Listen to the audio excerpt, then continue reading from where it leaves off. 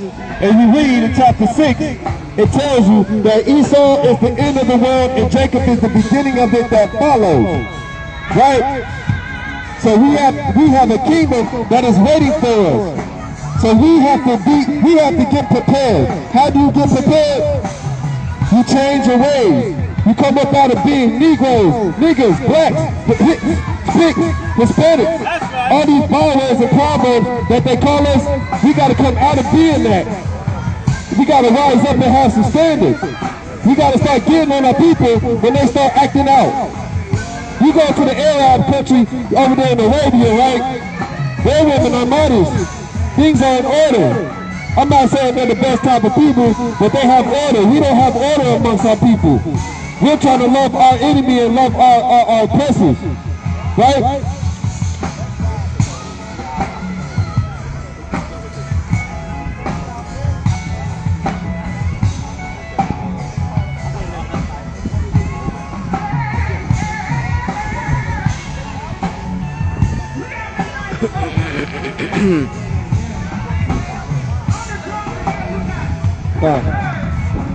This is the book of H.I.S, chapter 12 and 10. Never trust thine enemy, for like as iron rusteth, so is his wickedness. Never trust thine enemy, for as iron rusteth, so is his wickedness. Right? So it doesn't matter that these people try to be nice to us, right? After all the history of the United States alone, right?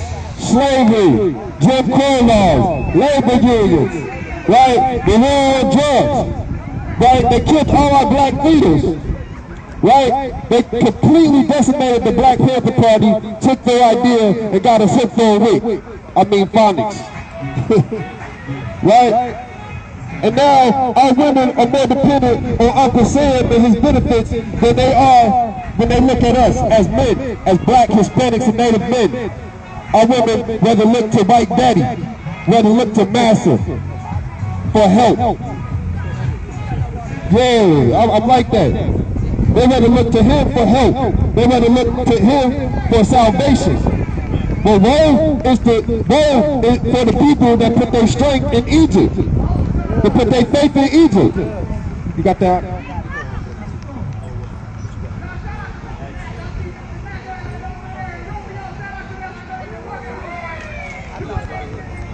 This is the book of H.I.S, chapter 12, and verse 11. Though he humble himself and go crouching, and yet take good heed. Come. Yeah, slow down a little bit. So though he humble himself and come crouching, right? So-called peace treaties that they try to give us, right? Trying to be all nice. Like, oh, I'm your friend, buddy. No, I don't like racists. I don't like Trump. Fuck Trump. He's the devil. Right? You're talking to a devil. He's the devil. They're both the devil. Right? Keep moving. And beware of him, and thou shalt be unto him as if thou hast wiped a looking glass, and thou shalt know that his rust have not been altogether wiped away. So it doesn't matter what he does. He can't repent. As a nation, they cannot repent. Right? So a black ex-police officer up in Michigan made a water engine, and he was murdered for it. He was murdered for it. I don't believe in coincidences. Now they cover it up. They claim it was a random shooting. Oh, was it in the what? They claim it was a random shooting. Yeah, they said it was a random shooting? No, but he was assassinated. He was assassinated. We can't have no more black leaders, really. That's why each man in this household has to take control of this household and put it in order. If you got multiple baby mamas, get your baby mamas in order, man. That's right. If you a baby mama, get back with your baby dad. Help him get right. Right? Don't tear him down. Build him up. Both of y'all are guilty. Right? This is the book of Deuteronomy, chapter 7 and 6. For thou art a holy people unto the Lord thy God. The Lord thy God hath chosen thee to be a special people unto himself, above all people that are upon the face of the earth. God, so the Most High chose us to be a special people above all people. And we have to realize who we are. We walk around acting like we're kings and gods already. We ain't done nothing yet. We ain't made real progress yet. We're just now starting to wake up a little bit in these last days, but that's only because the glory of the Most High is allowing us to. We've been asleep for far too long. We've fallen so far from where we used to be. Back in the 1960s, we had order and structure. We don't have strong households no more. It's not a community that's really raising our children. We're losing this fight because we refuse to listen to the Most High. We scoff at His words. We don't give exhortation to hearing, right?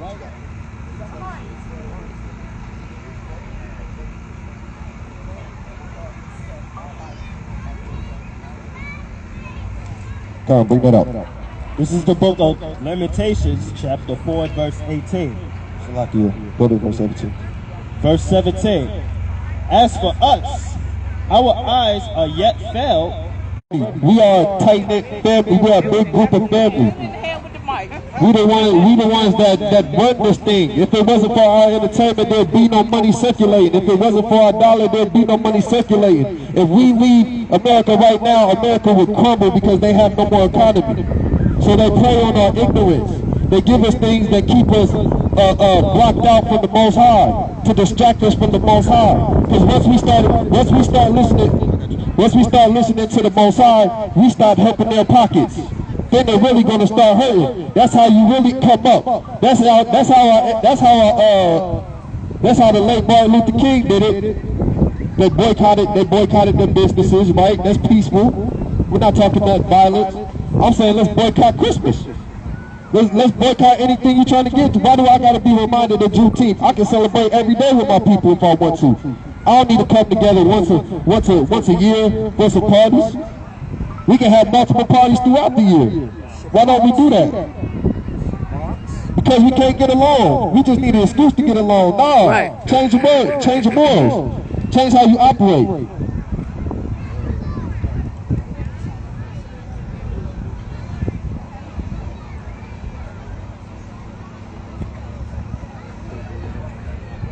And it reads, they hunt our steps, that we cannot go in our streets. Our end is near, our days are fulfilled, our end is come. Time. So the end of our captivity, the end of us being the tail, the end of us being low, has finally come. And y'all need to realize that. It's time for us to wake up. It's time for us to get right. How can a man cleanse his ways? By obeying the law, statutes, and commandments of the Most High. I'm not looking at my brother's wife. That's one way you can start. That's very easy to do. And ladies, you can make it easier for men not to look at you by putting on some damn clothes. That's right. Like, it's that easy. Why tempt another man? Right? That means you're haughty as well. Con? Go ahead, bring it up.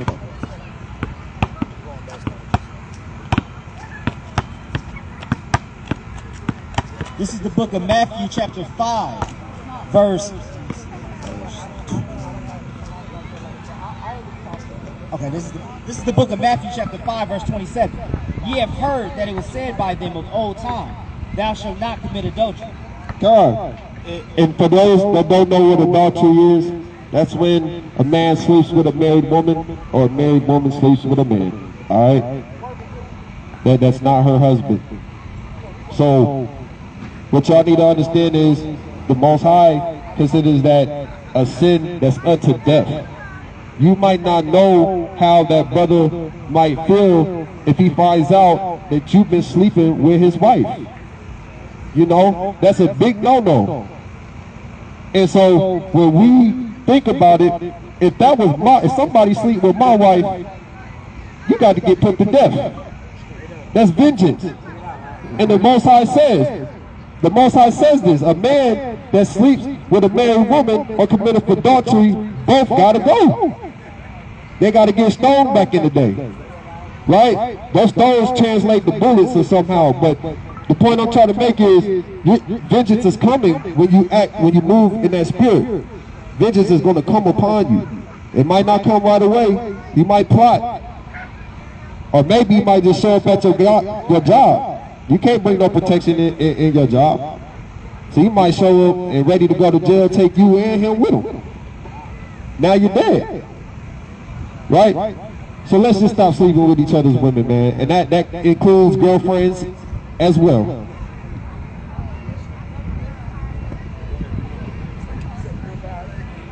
It's the book of Proverbs, chapter 6, verse 34. For jealousy is the rage of a man, therefore he will not spare in the day of vengeance. He will not regard any ransom, neither will he rest content, though thou givest many gifts. God, that's powerful. Hey, look, it don't matter in them days. Hey, look, man, you sleep with a man's wife, you can't pay that brother. If he's mad at you, he's coming for your life. He's coming for your life. You can't pay him. You can't apologize. He can't sleep with your wife, you know, try to make it better. Nah, he's coming for your life. You're going to have to just man up and take it. You've been warned. You've been warned. After you've been warned, there remain no more forgiveness. You got to come out of that sin, man. You got to come out of that sin. No, I'm pretty much done. Go back to Deuteronomy 28.